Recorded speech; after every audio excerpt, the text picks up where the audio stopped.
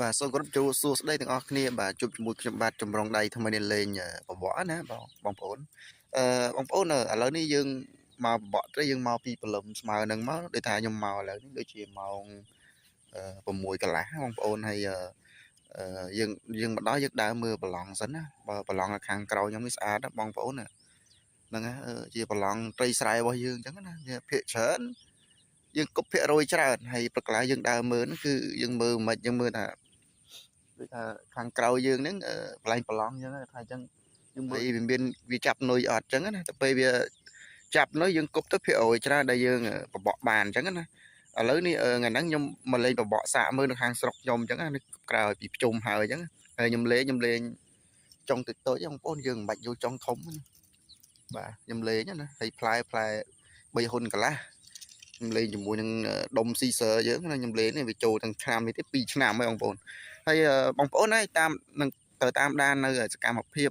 ខ្ញុំបបក់ត្រីថ្ងៃហ្នឹងจะមើលសរុបលទ្ធផលបានប្រហែលផងដែរបាទអរគុណច្រើនបាទបងប្អូនបាទតេតងនឹងការបបក់ត្រីយើងជិះមើលព្រឹកឡើងពីព្រលឹមអញ្ចឹងវាចេញ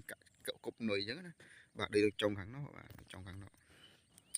ចុងឃើញគប់នុយจะមើលទៅទៀតយើងដាក់ពីវាខ្សែតែភាគច្រើននៅកន្លែងមុខខាងនោះបងប្អូននៅមុខខាងនោះខ្ញុំបបក់បានច្រើនជាងនៅខាងចុងបងប្អូនបាទកន្លែងខ្ញុំจะเอาរឿងចុងសតូចបន្តិចហ្នឹងខ្ញុំបានច្រើនមានអាស្រ័យទី2ទេបាទអាស្រ័យទី3ខាងចុងបាទខ្ញុំបបក់ថ្ងៃប្រជុំហ្នឹងតែមួយផ្លេតខ្ញុំបាន4 5ក្បាលដែរហើយឥឡូវនេះខ្ញុំមកនេះមកនោះមើលទៅឃើញបងប្អូនឃើញនេះនៅចុងបំផុតនោះគប់គុនត្រីពឹបអញ្ចឹងយើងភាគរយច្រើនដែលយើងសង្ឃឹមហើយខ្ញុំសូមលើកទឹកចិត្តបងប្អូនដៃថ្មីដែលគាត់លេងបបក់យើងព្រឹកឡើងយើងមើលអញ្ចឹងហើយភាគច្រើនត្រីទឹកឡើងរៀបបែកទឹកច្រើនអញ្ចឹងភាគច្រើនវាទឹកវានៅត្រីវានៅទឹកត្រឹមកពួនជើងអីទេបងប្អូនយើងមិនបាច់ទៅលេងទឹកជ្រៅទេណាបងប្អូននោះគប់នុយខ្លាំងណាឃើញទេអញ្ចឹងហើយចាំមើលខ្ញុំត្នេខ្ញុំនឹងធ្វើវីដេអូតាក់ទងនឹងការបបក់ត្រីតាក់ទងនឹងការមើលមាត់ត្រីពេលដែលយើងបបក់ទៅភាគរយច្រើនអញ្ចឹងអរគុណច្រើនបងប្អូនអញ្ចឹងយើងកុំខាត់ពេលយូរយើងទៅទស្សនានៅវីដេអូទាំងអស់គ្នាបាទអរគុណ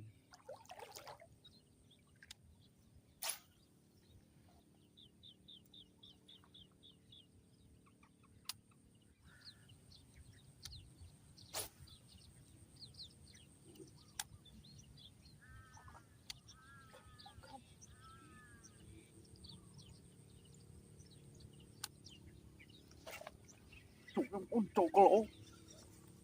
រួចបាត់បងប្អូនអើយរួចបងប្អូនអើយ